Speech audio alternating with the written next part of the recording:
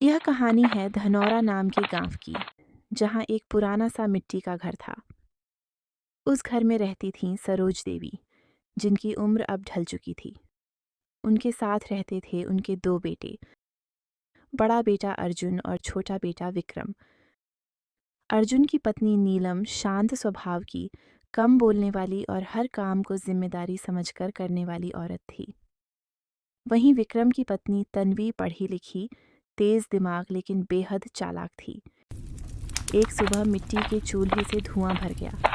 तन्वी खांसते हुए बोली, इस गांव की रसोई में रहना नामुमकिन है। मेरी तबीयत वैसे ही खराब रहती है। भाभी, आप ही आज बना लीजिए खाना। नीलम ने बिना कुछ कहे सिर हिला दिया। सरोज देवी ने देखा पर बोली नहीं। वह जानती थी, जो बोलता नहीं वही सबसे ज्यादा सहता है। अर्जुन गांव में रहकर खेत संभालता था। धान, बाजरा और सब्जी सब उसी की मेहनत से होता।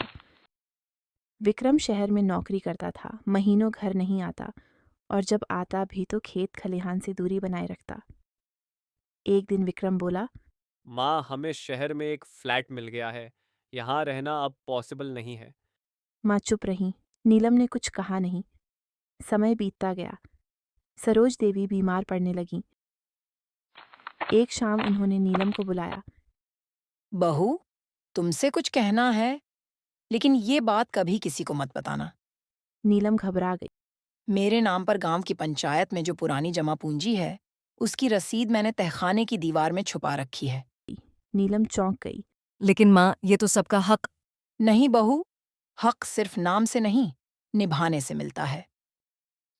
सरोज देवी के गुजरते ही विक्रम गांव आया। उसने सीधा ऐलान किया, मैं अपनी हिस्सेदारी कैश में चाहता हूँ। खेत मुझे नहीं चाहिए। अर्जुन ने बिना झगड़े हामी भर दी। नीलम ने पहली बार सवाल किया, इतनी जल्दी क्यों? शहर में इन्वेस्टमेंट करनी है। पैसे देने के बाद अर्जुन के पास खेती के लिए साधन नहीं बचे। सूखा पड़ गया, फसल नष्ट हो गई। अर्जुन मजदूरी करने लगा। नीलम सिलाई करने लगी। घर में अन्न कम, पर सम्मान अब भी बचा हुआ था।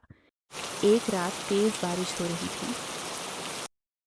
आज उस दीवार को देखना है। दीवार तोड़ी गई। अंदर मिली एक फाइल, जिसमें पंचायत की रसीदें थीं, लेकिन उससे भी ज्यादा अहम थी एक लिखी हुई बात। यह धन उस बेटे के लिए है जो माँ को छोड़कर नहीं गया, और उस बहू के लिए जिसने घर को बोझ नहीं समझा। अर्जुन फूट फूट कर रो पड़ा। पंचायत में जाकर अर्जुन ने कागज दिखाए। जमा पूंजी से उसने सिंचाई का छोटा प्लांट लगाया।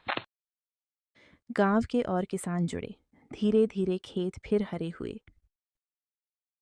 शहर में विक्रम की नौकरी चली गई। जिस इन्वेस्टमेंट के लिए उसने गांव छोड़ा, वह डूब गई। वह लौटा, लेकिन आंगन अब उतना खाली नहीं था।